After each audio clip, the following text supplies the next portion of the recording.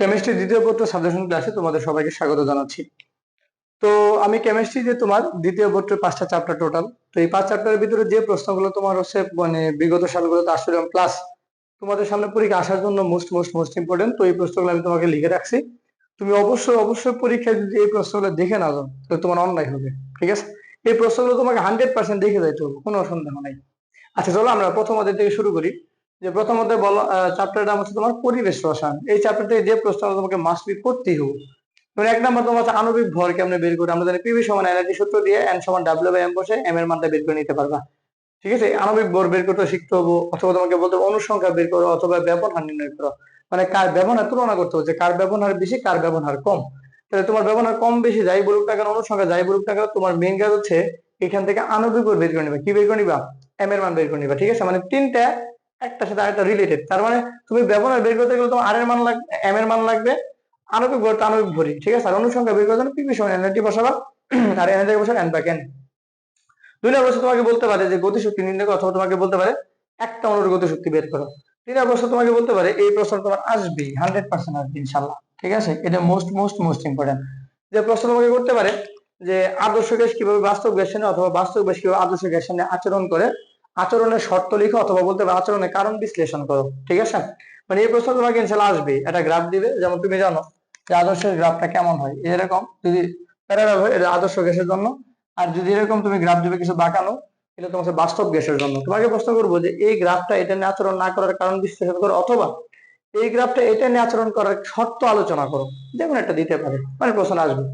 পরে তোমার কোন পাত্রের চাপ বেশি, মানে তোমার হচ্ছে ধরো 2-3টা পাত্র দিবে, তোমার হচ্ছে মাঝখানে তোমার হচ্ছে বাধক মানে প্রতিবন্ধকতা থাকবে, যদি হচ্ছে ওটা আমরা খুলে দেই, ঠিক আছে? সেফটি ভালভ বলা যায়। তো ওটা যদি আমরা খুলে দেই তাহলে বলবে যে তোমার আয়তন তাহলে বাইরে যাবে, ওই অবস্থায় কোন পাত্রের গ্যাস বেশি চাপ প্রদান করবে। এটা তোমার হচ্ছে আংশিক গ্যাসের কনসেপ্ট, মানে আংশিক চাপের কনসেপ্ট, ঠিক আছে? তো তোমার হচ্ছে মাঝখানে তোমার যে কর্ড দ্বারা মানে 3-4টে পাত্র সংযোগ থাকবে, তুমি ধরো কর্ডটা খুলে দিলা, খুলে দেওয়ার পর তোমাকে বলবে যে তোমার হচ্ছে যে কোন পাত্রের, ঠিক আছে, গ্যাস বেশি চাপ প্রদান করবে। তাহলে কন্ডিশন কি? চাপ বেশি প্রদান করবে কি সূত্রতে করবে? আংশিক চাপের। পরে প্রশ্ন তোমাকে বলতে পারে যে সিলিন্ডার বিস্ফোরণ হবে কিনা, সেফটি ভালভ খুলবে কিনা, তোমার সর্বোচ্চ সহ্য সীমা কত। মানে তোমার সর্বোচ্চ লিমিট দেওয়া থাকবে, তার উপর বেসিস করে তুমি তাপমাত্রা বের করতে পারো, আয়তন বের করার পর কম্পেয়ার করে বলবা যে কোন আসলে যদি তোমার যেটা সর্বোচ্চ সহ্য সীমা, মনে করো একটা সিলিন্ডার 200 লিটার আয়তন নিতে পারে, আর তুমি যদি এখানে 300 লিটার আয়তন দাও তাহলে সে কি ব্রাস্ট হয়ে যাবে না? এটাই। পরে প্রশ্ন বলতে পারে আদর্শ গ্যাসের সমীকরণ প্রতিপাদন করো। মানে যদি তোমার কোন একটা সমীকরণ প্রতিপাদন করতে বলে, তাহলে তুমি জানো আদর্শ সমীকরণ কি? বলো পিভি সমান এনআরটি, এই সমীকরণ তোমাকে প্রতিপাদন করতে বলতে পারে, ঠিক আছে? আচ্ছা, পরে তোমাকে প্রশ্ন হতে পারে আরএমএস বেগ, মানে বর্গমূল গড় বর্গবেগ বের কর, ঠিক আছে? তারপরে এসিড ক্ষার তত্ত্ব এ টু জেড এটা ডিটেইলস করে দেওয়া, বিশেষ করে তোমার এটার অণুবন্ধী এসিড ক্ষার কি বলতো, এটার অণুবন্ধী এসিড ক্ষার, অণুবন্ধী এসিড প্লাস তোমার হচ্ছে ক্ষার, এই অনুবন্ধী এসিড ক্ষারের ডিটেইলস এটু দিয়ে তোমাকে পড়ে দিতে হবে। মানে এইখান থেকে তোমার প্রশ্ন সম্ভাবনা অনেক বেশি। তারপর প্রশ্ন হতে পরস্পর কত দূরত্বে মিলিত হবে, তারপর প্রশ্ন হতে মিশ্রণের মোট চাপ অবলিক আংশিক চাপ নির্ণয় করো, তারপর তোমাদের সিলিন্ডার জাতকরণের গ্যাসের সূত্রের প্রয়োগ আলোচনা করো, অথবা প্রশ্ন দিতে পারে পানির বিশুদ্ধ মানদণ্ড। এখান থেকে তুমি ধরো পানির মানদণ্ড কোনগুলো এমসিকিউ দিতে পারে, অথবা বলতে যে ডি এর সংজ্ঞা লিখো, বিওডি সংজ্ঞা লিখো, সিওডি সংজ্ঞা লিখো, টিডিএস এর সংজ্ঞা লিখো। অথবা এমসিকিউ প্রশ্ন আসতে পারে যে ওয়ার্ল্ড হেলথ অর্গানাইজেশন কর্তৃক নির্ধারিত তোমার হচ্ছে ডি এর মান কত, বিওডি এর মান কত, সিওডি এর মান কত, এটা সুন্দর করে মুখস্থ করে দেওয়া। তো তোমাদের বলে নেই, এই যে প্রশ্ন তোকে বলতেছি, যদি কোনো একটা প্রশ্ন তুমি মানে না পারো বা আটকে যাও, আমাকে একটু কাইন্ডলি কমেন্ট সেকশনে জানাবা, আমি ওটার উপর তোমার হচ্ছে ওই কোশ্চেনটা সলভের উপর যা বেসিক লাগে প্লাস যা কিছু প্রয়োজন আমি তোমাকে দিয়ে দিব। আচ্ছা, এই হলো তোমার 12টা প্রশ্ন। এই 12টা প্রশ্ন তুমি পরিবার পড়ে দেবা, আমি ইনশাআল্লাহ আশা করি তুমি এসে দুইটা সৃজনশীল, দুইটা না 3টা দিলেও তুমি কমন পাবা, ঠিক আছে? আচ্ছা, পরে তোমার হচ্ছে দ্বিতীয় অধ্যায় জৈব যৌগ, দ্বিতীয়টার নাম কি? জৈব যৌগ। দেখো এটা আসলে মানে পোলাপানের কাছে একদম ভীতি করে এটা চ্যাপ্টার। তো দেখো আসলে মূল কথা হলো জৈব যৌগ, আমার মূল কথা হলো যে কেমিস্ট্রি এ প্লাস পাওয়া এটা ফার্স্ট টার্গেট। সেকেন্ড হচ্ছে যে আমার অ্যাডমিশনে ভালো করতে হবে, মানে তার টার্গেট তোমার দুইটা, একটা তোমার হচ্ছে কি যে বোর্ড পরীক্ষা ভালো করতে হবে, সেখানে হচ্ছে তোমার অ্যাডমিশনে ভালো করতে হবে। আচ্ছা, তাহলে এখন আমাদের তো আসলে বোর্ড পরীক্ষা পাস করার জন্য সিকিউ এমসিকিউ ভালো পারতে হবে, তাই না? আচ্ছা, আবার অ্যাডমিশনে তোমার কি আছে বল? ইঞ্জিনিয়ারিং এর রিটেন আছে, আর তোমার হচ্ছে মেডিকেল অথবা ভার্সিটিতে তোমার হচ্ছে এমসিকিউ আছে, তাই না? তাহলে এখন তুমি যদি এমসিকিউ ভালো করতে চাও, আমি অলরেডি জৈব যৌগের উপর এমসিকিউ তোমার হচ্ছে 3টা, ঠিক আছে? টাইপ বিতে 20 টাইপে তোমার হচ্ছে 100 এমসিকিউ সলভ করেছি।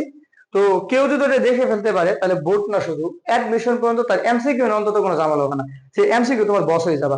ঠিক আছে, আমাদের মেডি ভাইদের ইউটিউব চ্যানেলে তোমার হচ্ছে জৈব যৌগের এমসিকিউ গুলা আপলোড অলরেডি দিয়ে দেওয়া হয়েছে। তোমরা একটু কাইন্ডলি মনোযোগ দিয়ে ধৈর্যের সহিত, ঠিক আছে, এই এমসিকিউ গুলো সলভ করে ফেলবা, হুবহু কমন পেরে যাবে। তাহলে এমসিকিউ নিয়ে মাথা ব্যথা নাই, বোর্ড এবং অ্যাডমিশন। তাহলে তোমার কি নিয়ে মাথা ব্যথা? সিকিউ নিয়ে। তো দেখো অ্যারোমেটিক হাইড্রোকার্বন এটার এ টু জেড যা কিছু পড়ে যাবে একটা সেন্সে 100% পাবা। বিশেষ করে তোমার হচ্ছে বেনজিনের রেজোনেন্স ধর্ম, তো ইলেকট্রোফিলিক প্রতিস্থাপন বিক্রিয়া। এরপরেও আমি তোমাদের দ্বিতীয় বছর পরীক্ষার আগে হাইড্রোকার্বন থেকে মানে অ্যারোমেটিক হাইড্রোকার্বন থেকে তোমাদের সৃজনশীল যে কয়টা তোমার পরীক্ষা আসবে, এরকম 8 থেকে 10টা সৃজনশীল প্রশ্ন আমি তোমাকে আসলে রেকর্ডেড ক্লাস হিসেবে দিয়ে দিব। মানে ওই কয়টা সৃজনশীল তুমি দেখলে বোর্ড পরীক্ষা জৈব যৌগ থেকে বোর্ড পরীক্ষা তুমি জৈব যৌগ থেকে তুমি হচ্ছে সিকিউ কমন পাবা। বুঝতে পারলা? আচ্ছা, তাহলে আপাতত তুমি হচ্ছে এই জৈব যৌগ থেকে আমার প্লেলিস্ট থেকে তুমি হচ্ছে এমসি গুলো দেখে নিবা। আর আমি শীঘ্রই তোমাদের দ্বিতীয় পরীক্ষার আগে জ্ঞানমূলক প্রশ্নগুলো আমি দিয়ে দিব যে কোন জ্ঞানমূলক প্রশ্নগুলো পড়বা। তাহলে ক কমপ্লিট সৃজনশীল তোমার এমসিকিউ কমপ্লিট। আর এই জৈব যৌগ সৃজনশীল গুলো আমি তোমার হচ্ছে ভিডিও আকারে যেগুলো তোমার জন্য মোস্ট ইম্পর্টেন্ট আসার মতন এগুলো আমি দিয়ে দিব। সো এটাও আমার উপর দায়িত্ব ছেড়ে দাও, এটা প্যারা খাওয়ার কিছু নাই। জাস্ট তুমি ইউটিউব চ্যানেলটা ফলো করলে তুমি এখান থেকে যে কোনো প্রশ্ন আনসার করতে পারবা। ঠিক আছে? আচ্ছা, পরে আসো পরিমাণগত রসায়ন। পরিমাণগত রসায়ন একটা কমন টপিক, ঘ নম্বরের প্রশ্ন দিবে যে আয়ন ইলেকট্রনের মধ্যে সমতাকরণ করো। তো এখানে তোমার যে কোনো বিক্রিয়া দিতে পারে, দিয়ে বলবো সমতাকরণ করো। প্রসিডিউর জানা থাকলে, সিস্টেম জানা থাকলে তোমার যে কোনো বিক্রিয়া তুমি পারবা। তবে তোমাদের যেটা ল্যাকিংস, মানে তুমি যেটা পড়ো নাই, দেখো আমরা ম্যাক্সিমাম আমাদের শেরপুরের বিশেষ টিচার বিশেষ করে তোমার অম্লীয় মাধ্যম গুলা, এই অম্লীয় মাধ্যমের সমতাকরণটা সবাই পারে। কিন্তু যদি তোমার কোনো প্রশ্ন একটু কঠিন করে দেয়, ঠিক আছে, ক্ষারীয় মাধ্যমটা দিয়ে দিই, তাহলে কিন্তু তুমি আটকে যাবে। ঠিক আছে? তো তোমাদের পরীক্ষার আগে আমি ক্ষারীয় মাধ্যমে তোমার আয়ন ইলেকট্রন পদ্ধতি কিভাবে সমতাকরণ করতে হয় এটা তোমাকে আমি শিখাই দিব। তাহলে এইটা একটু কাইন্ডলি ভালো করে রিভিশন দিয়ে যাবে। এই যে এটা দায়িত্ব তোমার হচ্ছে আমার, আমি নিব। ঠিক আছে? যদি প্রশ্নটা আনকমন করে ফেলে তাহলে তোমার ক্ষারীয় মাধ্যমটা দিয়ে দিবে। আশা করি প্রশ্ন বুঝছো। পরে আসো, ঘনের প্রশ্ন দিবে যে আয়রনের বিশুদ্ধ তরল ভেজালের শতকরা পরিমাণ বের করো। অথবা প্রশ্ন দিবে পিপিএম পিপি পিপিটি এককে ঘনমাত্রা বের করো। অথবা যে কোনো একটা ঘনমাত্রা বের করতে পারে, যে লঘুকরণ সূত্র যেটা আছে বিয়ানেস বিটস ঘনমাত্রা বের করো, অথবা পার্সেন্টেজ দিয়ে বলবো ঘনমাত্রা বের করো। ঠিক আছে? ইত্যাদি। তার মানে এখানে ঘনমাত্রা তোমার যতগুলো সূত্র আছে একসাথে রিভিশন দিয়ে যাবা, ঘনমাত্রা রিলেটেড তোমার একটা ম্যাথ চলে আসতে পারে। পরে হচ্ছে তোমার পিএইচ 3 এর মিশ্রণের প্রকৃতি বিশ্লেষণ করে। এই প্রশ্নটা তোমার তুমি বলতে পারো পরীক্ষায় আইসা বসে আছে। ঠিক আছে? এই প্রশ্নটা তোমার পরীক্ষায় বসে আছে। তো এই চারটের ভিতরে আগে ইম্পর্টেন্ট প্রশ্ন হচ্ছে তোমার কোন নির্দেশক উপযুক্ত। ধরো তুমি তীব্রখানে যে কোনো নির্দেশক উপযুক্ত, তীব্রসের মৃদুখানিরা কোনটা উপযুক্ত এবং কেন উপযুক্ত, এটা তোমার ব্যাখ্যা দেওয়া লাগবে। সো নির্দেশক নিয়ে একটু কাইন্ডলি ডিটেলস পড়ে দাও। এটা তোমার পরীক্ষা আসবে, হয় এমসিকিউ আসবে, না তোমার রিটার্ন ভর্তি পরীক্ষা দিতে হবে। ঠিক আছে? সৃজনশীলের জন্য দিয়ে দিবে। আচ্ছা, আশা করি তুমি এই পর্যন্ত বুঝতে পারছো। ঠিক আছে? যে কোন নির্দেশক কোনটা উপযুক্ত কোনটা উপযুক্ত নয়। আচ্ছা, পরে চলে যাও যে তড়িৎ রসায়ন। এখান থেকে যে 4টা প্রশ্ন কমন, মানে বারবার বিকশন আসে, যে প্রমাণ অথবা অপ্রমাণ অবস্থায় কোষ বিভব নির্ণয় করো। ঠিক আছে? পরে প্রশ্ন দিবে যে পাত্রে রাখা যাবে কিনা। মানে তোমাকে ধরে একটা দ্রবণ দিবে, একটা পাত্র দিবে, যে ওই দ্রবণটা পাত্রে রাখা যাবে কিনা। ঠিক আছে? তাহলে এই দুটো প্রশ্ন ধরো তুমি বলতে পারো যে এই প্রশ্নটা তোমার আইসে বৈশা হয়েছে। ঠিক আছে? এটা আইসে বৈশা হয়েছে। এখানে তোমার ধরো অপ্রমাণ অবস্থা, এটা তোমার ভেরি ভেরি ইম্পর্টেন্ট, এটা আসার সম্ভাবনা সব থেকে বেশি। ঠিক আছে? আর তারপর তোমাকে প্রশ্ন দিতে পারে যে কত গ্রাম পরমাণু ক্যাথোডের গ্যাস জমা হবে, কত গ্রাম পরমাণু ক্যাথোডের গ্যাস জমা হবে, এই প্রশ্ন তোমাকে দিতে পারে। বিদ্যুৎ প্রবাহের পর পরিবর্তিত ঘনমাত্রা, মানে আগে একটা পরিমাণ ছিল, পরবর্তী একটা পরিমাণ তুমি বের করবা। দেখো আনকমন যেগুলো আসলে আমরা কমনলি পড়ি না, কিন্তু আসলে এখান থেকে এই বছর প্রশ্নের সম্ভাবনা অত্যধিক। ঠিক আছে? যেমন তোমার হচ্ছে lead storage battery recharge and discharging প্রক্রিয়া আলোচনা করো। ঠিক আছে? যদি তোমার এগুলো কঠিন মনে হয় আমাকে বলবো, আমি তোমার হচ্ছে এগুলো তোমার হচ্ছে প্রশ্ন সুন্দর করে মানে সাজায়া আনসার সহ আমি তোমাকে দিয়ে দিব। পরে হচ্ছে তোমার লিথিয়াম আয়ন ব্যাটারি, এটা তোমার গঠন আলোচনা করতে বলতে পারে। হাইড্রোজেন ফুয়েল সেল অথবা প্রাইমারি নির্দেশক তড়িৎদ্বার, যেমন হাইড্রোজেন তড়িৎদ্বার। ঠিক আছে? এটার মাধ্যমে কিভাবে তোমার হচ্ছে কোষ বিভব, একটা তড়িৎদ্বারে বিভব বের করে এই প্রক্রিয়াটা তোমার বর্ণনা করতে বলতে পারে। তো এটা মোস্ট ইম্পর্টেন্ট। তারপর তোমার হচ্ছে ধরো তড়িৎ বিশ্বাস করে আর তোমার হচ্ছে তড়িৎ রাসায়নিক কোষ, এই দুটোর ভিতরে তুলনা করতে বলতে পারে। তার মানে এখানে যে কয়টা 7টা প্রশ্ন লিখছি, এই 7টা প্রশ্ন তোমার অবশ্যই পড়ে যেতে হবে, তাহলে কিন্তু পরীক্ষা ধরা খায় যাবে। দেখো তোমাদের এই দ্বিতীয় পত্রের লাস্ট চ্যাপ্টার হচ্ছে পঞ্চম অধ্যায় অর্থনীতি রসায়ন। তো আসলে তুমি এখান থেকে আসলে সৃজনশীল গুলো পড়বা না, কারণ এখান থেকে সৃজনশীল তোমার কমন পড়ে যায়।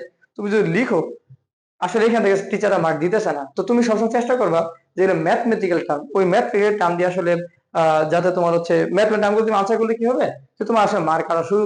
ঠিক আছে? তুমি ম্যাথমেটিক্যাল টার্মের কোশ্চেন গুলো মানে আনসার করা বেশি ট্রাই করবো। আচ্ছা, তাহলে এখন বলো অর্থনীতি রসায়ন তোমার হচ্ছে জ্ঞানমূলক টাইপের বা মানে বর্ণনামূলক। সো এটা তুমি যদি ভালো লিখো তাও তোমাকে 2-1 মার্ক কাটিয়ে দিবে। এই জন্য তুমি জাস্ট এখান থেকে আসলে জ্ঞানমূলক প্রশ্নগুলা, ঠিক আছে, ধরো অন্য একটা ধরো ত্রিটার প্রশ্ন দিল কিন্তু জ্ঞানমূলক দিয়ে দিল অর্থ রসায়ন থেকে, ঠিক আছে? তুমি তখন কি করবে, তো জ্ঞানমূলক প্রশ্নগুলো প্লাস তোমার হচ্ছে এই চ্যাপ্টার এমসিকিউ গুলা তুমি একটু কাইন্ডলি দেখে নিবে, বুঝতে পারছো? তো এটার উপর আমাদের শীট আছে, পিডিএফ দেওয়া আছে, যদি কেউ চাও আমরা তোমার লিঙ্ক গুলা দিয়ে দিব, বুঝতে পারলাম? ওইখান থেকে তুমি পিডিএফ গুলা থেকে এমসিকিউ গুলা পড়ে নিতে পারবা, বুঝতে পারছো? এই যে, তাহলে এখন কথা হলো এই হলো তোমার দ্বিতীয় পত্রের সাজেশন। তো তুমি অবশ্যই পরীক্ষা হলে যাওয়ার আগে এই প্রশ্নগুলো দেখে যাবে।